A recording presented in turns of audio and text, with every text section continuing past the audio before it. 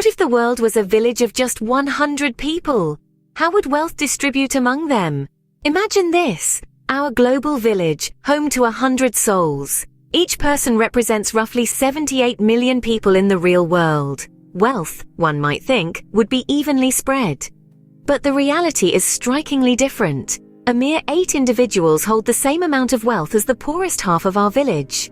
That's 48 people living in extreme poverty, their pockets empty, their futures uncertain.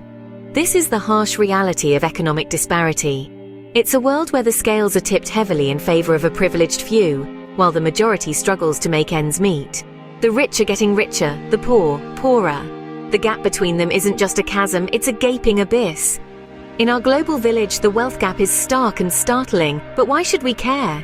Imagine a world where 2 children born on the same day have vastly different opportunities simply because of where they were born. Picture this.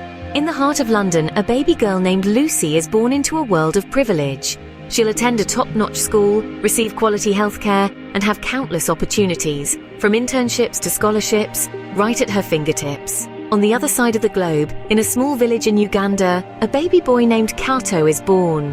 Kato's reality is starkly different. He'll walk miles to the nearest school where resources are scarce and classrooms overcrowded. Healthcare is a luxury his family can barely afford, and opportunities for personal development are few and far between. These 2 children, Lucy and Kato, share the same sky, the same sun, and the same birthday, but their lives couldn't be more different. The divide is not their doing, nor is it their parents'. It's the result of a deeply ingrained global inequality, a system that favors some while leaving others behind. And while we may feel distance from Kato's struggles, remember, inequality affects us all. It destabilizes economies, fuels social unrest, and hinders global progress. But most importantly, it's about the Lucys and the Katos of the world. It's about ensuring that every child, regardless of where they're born, has an equal shot at a bright future. Inequality is not just about numbers and data. It's about people, their lives, and their futures.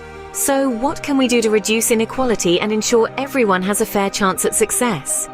A question that demands a multifaceted answer. Firstly, policy changes could make a significant difference. Progressive taxation, where the rich are taxed more than the poor, can help redistribute wealth. Strengthening anti-discrimination laws and ensuring equal opportunities in the workplace are also key.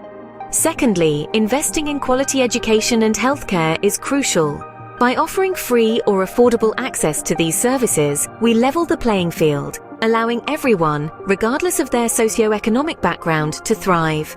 Education can break the cycle of poverty, and accessible healthcare prevents financial ruin due to illness or accidents. Thirdly, promoting inclusive economic growth is essential. This means creating jobs that are accessible to all, regardless of gender, race, or social status. It involves supporting small businesses, encouraging entrepreneurship, and investing in sectors that have the potential to offer wide-ranging employment opportunities. The role of individuals, communities, and policymakers in making these changes happen cannot be overstated. Each of us has a part to play, from voting for leaders who prioritize equality, to supporting businesses that pay fair wages, to standing up against discrimination in our daily lives. Reducing inequality is not just a moral imperative, it's a necessity for a sustainable and prosperous future for all. So, let's roll up our sleeves and get to work. Together, we can build a world where everyone has a fair shot at success.